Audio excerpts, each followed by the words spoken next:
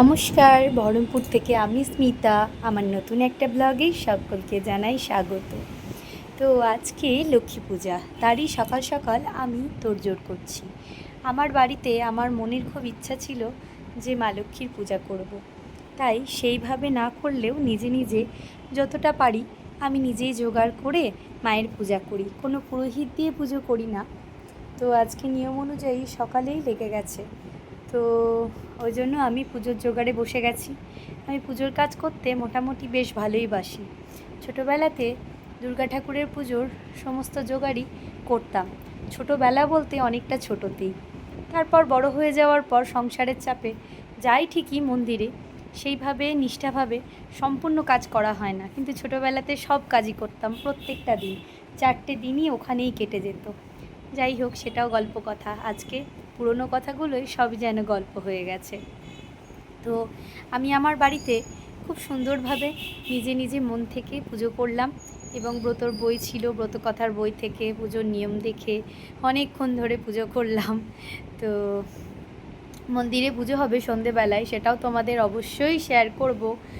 আর সকালে আমার পুজোটা আমি তোমাদের শেয়ার করলাম। কোনো ভুলভ্রান্তি হয়ে গেলে অবশ্যই আমায় জানাবে, কারণ আমি অতটা কাউকে না জিজ্ঞাসা করে নিজে নিজে যা মনে হয় সেইভাবেই পূজাটা করি।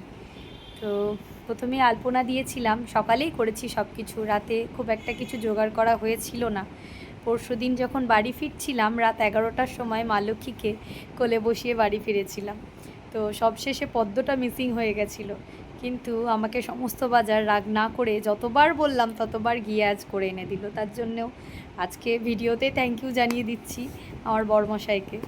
তো এই যে আমার মা লক্ষ্মী আসনে বসে গেছে এবং এই যে আমি জোগাড় সম্পূর্ণটাই করে নিয়েছি এবং গোপুসোনাকেও ঠাকুর ঘর থেকে নামিয়ে নিয়ে এসেছি। গপুকেও পুজো তো দিতে হবে, ওখানে দিই ঠিকই। তো আজ যখন ভালোভাবে পুজো হচ্ছে, তো গপুর জন্য একটা সাদা পদ্ম নিয়ে আসা হয়েছে। তো আমার পুজো কেমন লাগলো অবশ্যই আমায় জানাবে। আর চলে আসো, যারা কাছে বাড়ি প্রসাদ খেতে অবশ্যই চলে আসবে আমার বাড়িতে।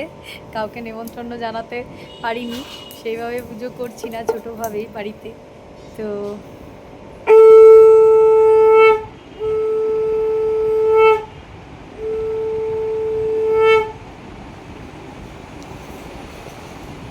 সকলে ভালোভাবে লক্ষ্মী পূজা কাটাও। এই মা দুর্গা চলে যাওয়ার পর এই ছোট ছোট পুজোতে অনেক অনেক আনন্দ উঠে আসে।